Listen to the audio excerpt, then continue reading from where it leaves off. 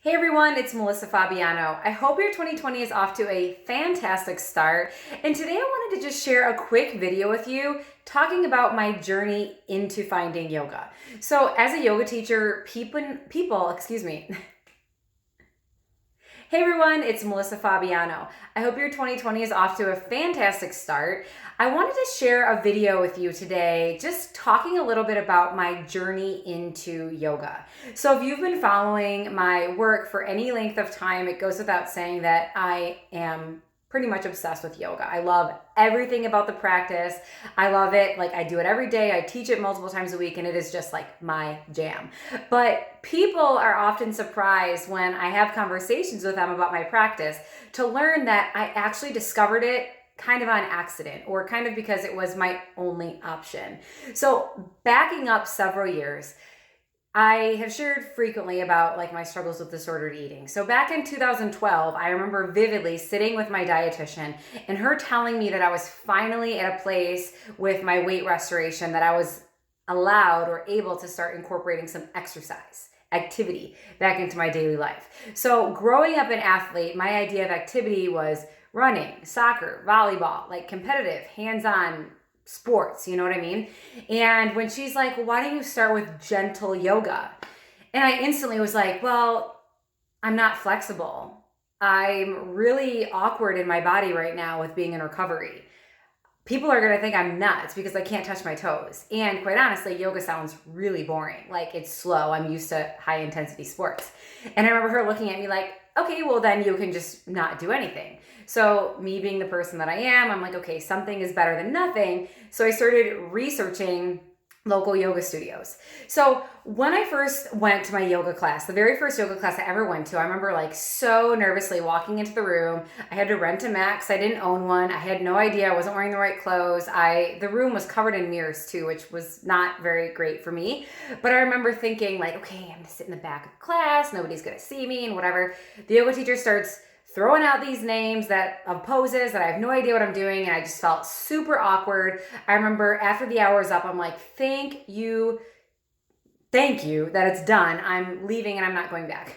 So that was my experience of my first class. And I remember talking about it and like thinking about it. And I'm like, okay, again, something is better than nothing with this whole yoga thing. So maybe I'll go back for another class and see what I can do. So I remember, of course, the back row was all taken when I got there. I had to go to the front of the class and facing a mirror, like head on. I was doing the poses. I felt so uncomfortable, so awkward. I couldn't do anything. And I hated it, quite honestly. So people are very surprised to hear that I really did not enjoy yoga at all for like the first 2 solid months of practice. And there's a reason why I'm sharing this with you. There's this misconception about the yoga practice that you have to be flexible, that you have to have a physical shape of some sort in order to be able to do yoga, or you've got to be an athlete, or you've got to be strong, or you've got to have a good body image.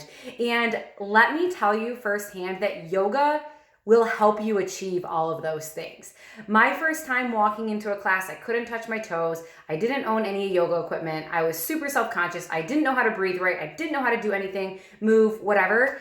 And slowly over time, with a consistent practice, I started to see the benefits. So being very early, or like I was pretty well along in my recovery journey. I remember like body image and mindset and just being comfortable in my own skin was something that I was struggling with so much. And over time, when I started to revisit my yoga practice, that's when I started to see my potential. One, I started to get more comfortable with how my body could move. So not being able to exercise or, do anything physical for a very long period of time, it's just weird the first time that you're able to start doing that again. So when I was able to start using a gentle yoga practice to test my strength and discover my body's capabilities without judgment, it literally turned on something in my mind that was like, okay, I can do this. Like, I'm strong. My body is so amazing. It's so forgiving, considering all that I put it through over the past couple years. And my mindset just started to shift. So eventually over time, with, like I said, with a continued practice, I started to see the potential that I had in order to take the practice further. And as I continued to show up to my mat, I started to notice the mental benefits, the physical benefits, and not only that too, I was making friends at the studio and friends like in the class, and it just started to change my life. So over time, obviously my practice became more consistent. I found other studios that completely transformed my relationship with it even more, which I didn't even think was possible.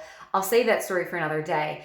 But the point I'm trying to make here is, if you've ever questioned, yoga, or, if you're ever one of those people that says like, yoga's not for me, yoga's boring, I'm too this, I'm not enough that, let me challenge you to step out of your comfort zone and try it. So even if it means trying a video on YouTube, shameless plug, I've got videos on my website that you can literally do at your own house without having anybody watch you.